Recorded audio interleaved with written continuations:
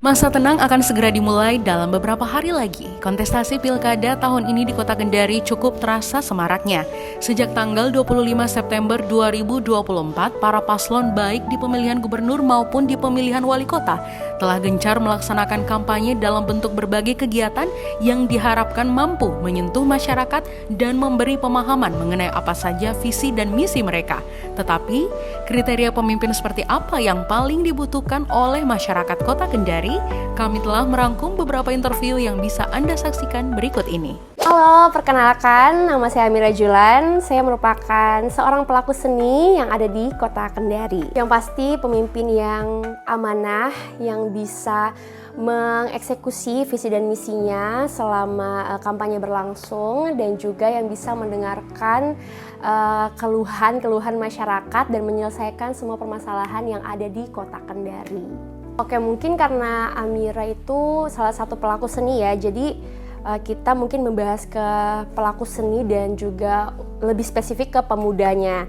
Jadi untuk Amira sendiri, harapannya itu untuk pemerintah ke depannya itu bisa lebih memperhatikan kegiatan-kegiatan kepemudaan dan juga pelaku seni. Seperti contohnya, Amira kan ini pelaku seni ya, jadi pelaku seni lokal. Jadi pelaku seni lokal itu semoga semakin diapresiasi, karena kan kita tahu bahwa pelaku seni yang ada di Kota Kendari ini kualitas-kualitasnya tidak kalah dengan pelaku seni yang ada di luar dari Kota Kendari, misalnya yang ada di ibu kota seperti Jakarta dan lain sebagainya. Karena memang kami pelaku seni di Kota Kendari juga itu bisa bersaing secara kualitas.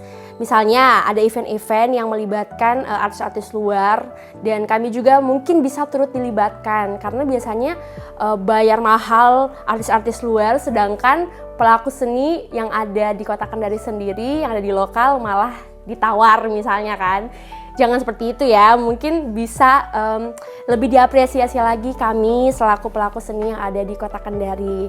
Dan juga kami juga mengharapkan adanya fasilitas-fasilitas yang bisa mendukung kegiatan-kegiatan kami selaku pelaku seni, seperti misalnya auditorium dan juga tempat-tempat perkumpulan untuk kami para pelaku-pelaku seni, misalnya seperti misalnya ada tempat untuk berlatih tari seperti itu, dan juga ada panggung-panggung yang bisa kami gunakan secara annual, secara berkala, setiap hari misalnya. Jadi itu merupakan wadah yang baik untuk kita selaku pelaku seni yang ada di Kota Kendari, seperti itu. Hai guys, kenalkan nama saya Diasis, saya wira swasta dan saya warga asli Kota Kendari. Sebagai masyarakat Kota Kendari ya tentunya kita sangat mendambakan pemimpin-pemimpin yang punya visi yang jelas, terutama untuk pengembangan kota, apalagi berkaitan dengan infrastruktur dan juga pelayanan publik.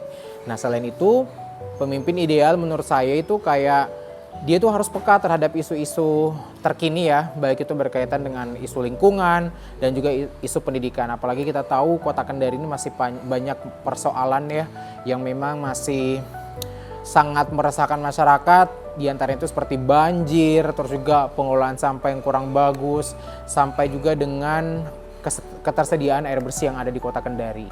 Ya, kalau menurut saya pribadi ya, 3 hal tadi seperti sampah ya, pengolahan sampah seperti apa, terus juga kayak ketersediaan air bersih, ditambah lagi dengan persoalan banjir, ini akan menjadi isu yang harus ditangani oleh pemerintah Kota Kendari, dan tentunya ini juga menjadi keluhan pribadi karena area rumah saya juga sering banjir dan itu sudah berangsur-angsur, sudah lama sekali. Dan pastinya selain 3 persoalan itu seperti kayak pengembangan juga supaya bagaimana UMKM yang ada di Kota Kendari ini bisa ditingkatkan lagi, pemberdayaan anak-anak muda, terus juga soal keterlibatan masyarakat dalam pengambilan keputusan untuk pemerintah Kota Kendari itu harus dilibatkan. Kami meminta narasumber untuk melihat paparan visi dan misi paslon wali kota Kendari secara acak tanpa mengetahui siapa paslonnya. Kira-kira apa kata mereka? Ya, untuk paslon A, sebenarnya semua paslon ini memiliki visi dan misi yang bagus ya, dan juga spesifik untuk Kota Kendari. Nah, untuk paslon A ini memang isu-isu yang diangkat menurut saya belum terlalu kompleks ya, apalagi memang kita tahu concern isu yang saat ini terjadi di Kota Kendari kan itu kayak isu lingkungan, banjir, pendidikan, terus juga pengolahan sampah dan ketersediaan air bersih. Nah ini kurang dijual di bagian item misinya. Jadi menurut saya pribadi karena kebutuhan saya tadi akan 3 isu itu, jadi belum terjawab di paslon A ini, tapi kurang lebih visi misi bagus. Terus di paslon B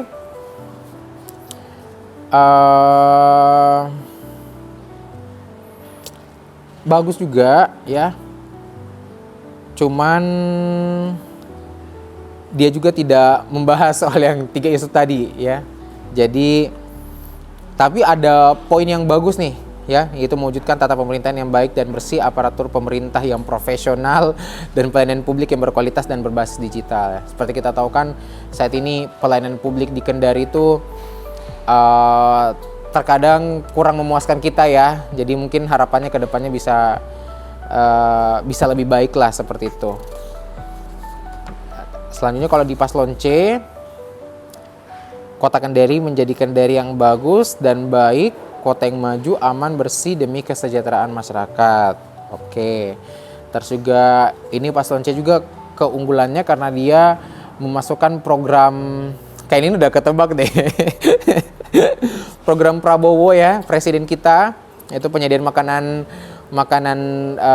dan makan siang dan susu gratis ya untuk anak-anak. Ini untuk menjawab juga persoalan stunting, itu juga bagus karena sejalan dengan program pemerintah pusat.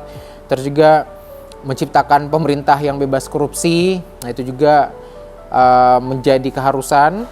Terus juga ada berupaya mengatasi masalah banjir dengan meningkatkan sistem drainase yang efektif dan memastikan jalan-jalan di Kendari yang mulus, bebas dari kerusakan, memberikan kenyamanan dan keselamatan bagi pengguna jalan. Good sih. Dan ada juga program untuk UMKM-nya. Terus di paslon D, ini juga belum terlalu dibahas soal isu terkini ya, yang jadi PR kita sekarang. Jadi nggak tahu, saya kurang tertarik dengan yang ini guys ya. Tapi kurang lebih ada item-item baru yang sekiranya ya tetap harus juga dimasukkan mungkin untuk visi misi ke depannya ya bagi pemimpin yang terpilih. Nah, dan yang terakhir paslon E ya. Ini jujur saya nggak tahu ini paslon apa, tapi menurut saya ini simple, jelas dan to the point ya. Jadi benar-benar dia tahu masalah yang sebenarnya diteriakan oleh masyarakat Kota Kendari itu apa, dan dia berusaha untuk menjual program ini ke masyarakat untuk mengatasi persoalan-persoalan yang sedang dihadapi. Jadi visinya itu Kendari sebagai kota metropolitan ya, maju, modern dan sejahtera. Menurut saya ini visi yang simple, sedikit kata tapi sebenarnya punya arti yang luas ya. Terus juga di misinya itu Kota Kendari yang infrastruktur kotanya modern dan berkelas ya, serta menjadi kota yang bebas banjir, jalan-jalannya mulus, sampah dan limbah itu terkelola, serta air bersih tersedia untuk semua. Nah ini kan sudah menjawab masalah kita kan. Terus penciptaan lapangan kerja melalui revitalisasi Teluk Kendari. Saya suka karena rumah saya, keluarga saya sebagian besar dekat Teluk Kendari, dan memang banyak juga yang mengais rezeki lewat situ. Terus juga mengajak generasi muda untuk turun langsung dan terlibat dalam penyusunan pemerintah kota, bukan hanya sebagai penonton saja. Berarti ya ada upaya untuk melibatkan masyarakat di setiap pengambilan keputusan ya. Dan yang terakhir ada melindungi perempuan dan anak serta penuh peluang bagi generasi mudanya. Saya suka yang ini.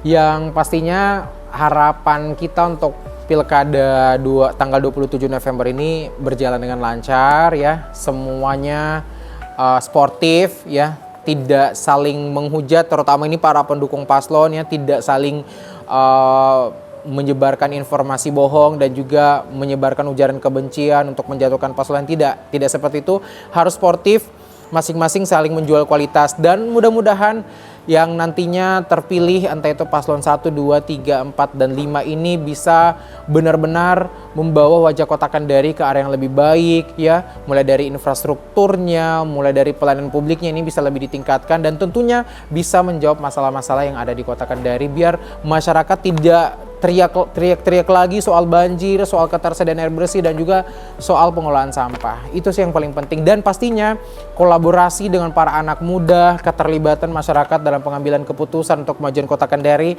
ini juga satu hal yang saya kira wajib diambil, wajib dilakukan oleh pemerintah Kota Kendari yang akan terpilih nanti pada Pilkada 2024. Ayo warga Kota Kendari, tunggu apa lagi? Jangan sampai kita menyanyiakan momen penting di tanggal 27 November nanti, yaitu kita akan memilih pemimpin baru untuk Kota Kendari 2024 sampai dengan 2029, dan suara kita masyarakat Kota Kendari ini akan menentukan seperti apa wajah Kota Kendari di 5 tahun ke depan. So jangan golput dan ayo datang ke TPS pada tanggal 27 November 2024. Paslon A dulu ya, ini nggak tahu ya paslonnya ya. Oke, paslon A mewujudkan Kota Kendari sebagai kota dalam taman yang bertakwa, maju, demokratis, dan sejahtera pada tahun 2029. Infrastruktur yang berkualitas dan merata dan berbasis kebutuhan. Membangun dan menata perumahan yang layak huni, oke. Mengembangkan kapasitas kepemudaan yang berdaya saing. Nah, di poin 3 saya cukup highlight ya. Membangun perekonomian yang inklusif, tata kelola lingkungan yang berkelanjutan, membangun sosial masyarakatan yang kuat dan harmoni, membangun sistem pelayanan prima yang cepat dan mudah. Ya, itu juga penting menurut saya sih. Paslon A sudah cukup mention kepemudaan ya di sini di poin 3-nya. Jadi semoga kalau terpilih nanti bisa direalisasikan. Kemudian paslon B, visi pembangunan secara inklusif lewat Kendari berdaya saing, inovatif, sejahtera, dan aman. Oke. Membangun sumber daya manusia yang unggul, berdaya saing, mewujudkan tata pemerintahan yang baik dan bersih, aparatur pemerintah yang profesional, dan pelayanan publik yang berkualitas dan berbasis digital. Oh, berarti lebih ke IT-nya ya, begitu. Mewujudkan lingkungan yang iklim investasi yang kondusif, aman, dan sehat, meningkatkan pendapatan OPAD. Oke, mewujudkan infrastruktur. Nah, pembangunan Kota Kendari yang terpadu, merata, berkeadilan, dan berkelanjutan. Nah, ini penting nih, kata berkelanjutan ini salah satu yang perlu untuk di-mention sama beberapa kandidat. Mewujudkan daya saing ekonomi daerah melalui pertumbuhan ekonomi yang berkualitas dan berkeadilan. Oke, tapi nggak ada kepemudaannya di sini saya baca ya. Jadi nggak apa-apa. Paslon B, oke lah. Paslon C, Kota Kendari, visinya Kota Kendari menjadi Kendari bagus dan baik, kota yang maju, aman, bersih demi kesejahteraan masyarakat. Menyediakan makan siang dan susu gratis, seperti familiar ya. Bagi anak-anak Kendari, memastikan kesehatan dan gizi yang baik untuk generasi penerus. Berarti ini paslon C ini menjadi perpanjangan tangan dari pemimpin baru kita, presiden, seperti itu ya mungkin tujuannya. 2, menciptakan pemerintahan yang bebas korupsi, menjadikan Kota Kendari dengan kepemimpinan yang jujur dan transparan. Oh ya, ini juga penting, berupaya mengatasi masalah banjir. Wow, ini dia salah satu paslon yang saya baca tentang banjir, dia mention ya, dengan meningkatkan sistem drainase yang efektif. Oke. Memastikan jalan-jalan di Kendari mulus dan bebas dari kerusakan. Oh, wow, ini sudah mulai ya, mendukung pertumbuhan UMKM. Dan menciptakan lapangan kerja baru, memberikan kesempatan umroh gratis. Oke, bagi warga yang terpilih. Terus yang gak umroh apa dong? Memastikan penerangan jalan. Oke, ini juga penting sih. Beberapa jalan memang gelap ya, sangat-sangat berbahaya untuk kita sebagai pengendara. Ke paslon D, ada 5 ya paslon di Kota Kendari, keren. Visi terwujudnya Kota Kendari tahun 2029 sebagai kota layak huni yang makin maju, berdaya saing, adil, sejahtera, dan berkelanjutan. Oke. Menyediakan, memelihara, dan mengembangkan berbagai fasilitas yang layak serta mencukupi untuk kebutuhan warga dan pengguna kota lainnya, yaitu fasilitas umum, sosial, ruang publik, ini betul. Dan lainnya, mewujudkan tata penyelenggaraan kota yang baik, good city governance, meliputi tata kelola pemerintahan kota yang baik, partisipasi warga kota yang baik dalam pengelolaan kota. Dan juga kenyamanan bagi pembangunan infrastruktur kota yang terintegritas, efisien, dan ramah lingkungan. Oh, ini salah satu paslon yang mention tentang lingkungan dalam rangka memenuhi pelayanan dasar yang berkualitas, meningkatkan pelayanan sosial dan kesejahteraan warga kota, pendidikan, kesehatan, dan lainnya. membangun perekonomian yang kokoh dan berkeadilan, mengokohkan kehidupan sosial kemasyarakatan, meningkatkan kualitas hidup warga kota melalui pemberdayaan masyarakat. Oke. Paslon D ini yang saya cukup highlight itu bagian ramah lingkungan. Dia sudah mention tentang lingkungan. Keren. Paslon E, paslon terakhir ya. Visinya Kendari sebagai kota metropolitan maju, modern, dan sejahtera. Misi 1. Kota Kendari yang infrastrukturnya kotanya modern dan berkelas, serta menjadi kota yang bebas banjir, jalan-jalan mulus, sampah dan limbah terkelola, serta air bersih tersedia untuk semua. Wow, dalam satu misi dia sudah mention beberapa. 2. Penciptaan lapangan kerja melalui revitalisasi Teluk Kendari. Oke. Menarik. 3. Mengajak generasi muda untuk turun langsung dan terlibat dalam penyusunan pemerintahan kota, bukan hanya sebagai penonton saja. Ini misinya agak gamblang ya bahasanya. Bukan hanya penonton saja ya, tapi langsung dalam penyusunan pemerintahan kota.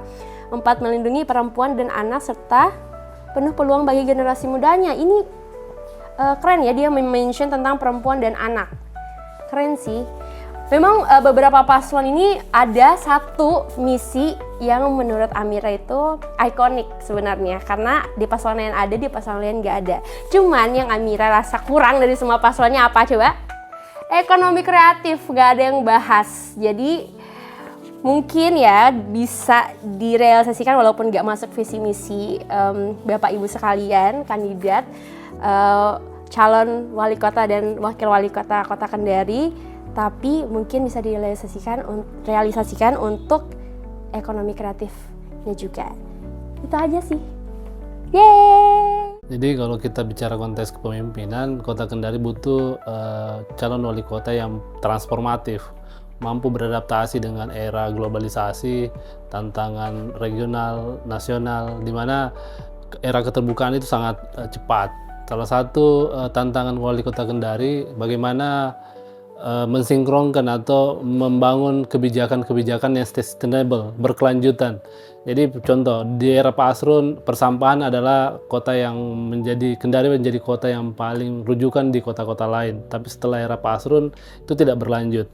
Di era Pak Sul, salah satu kinerja yang bagus menurut saya itu bagaimana membangun e-government dengan aplikasi pelayanan publik yang berbasis online. Tapi setelah berganti Pak Sul, sistem pelayanan online itu agak redup lagi, tidak bagus. Artinya tantangan-tantangan sebenarnya bagaimana menciptakan kebijakan-kebijakan yang berkelanjutan sehingga tidak tambal sulam lagi, tidak berubah-berubah, akhirnya kita memulai lagi dari awal. Jadi untuk Kota Kendari sebenarnya setiap wali kota memikirkan kebijakan-kebijakan yang berkelanjutan, yang dimana tidak lagi memulai hal-hal baru yang tidak terlalu substantif. Persoalan banjir memang menjadi konsen semua calon, persoalan lingkungan, budaya. Tapi kalau salah satu tantangan Kota Kendari menurut saya bagaimana menciptakan tata ruang Kota Kendari yang ramah lingkungan.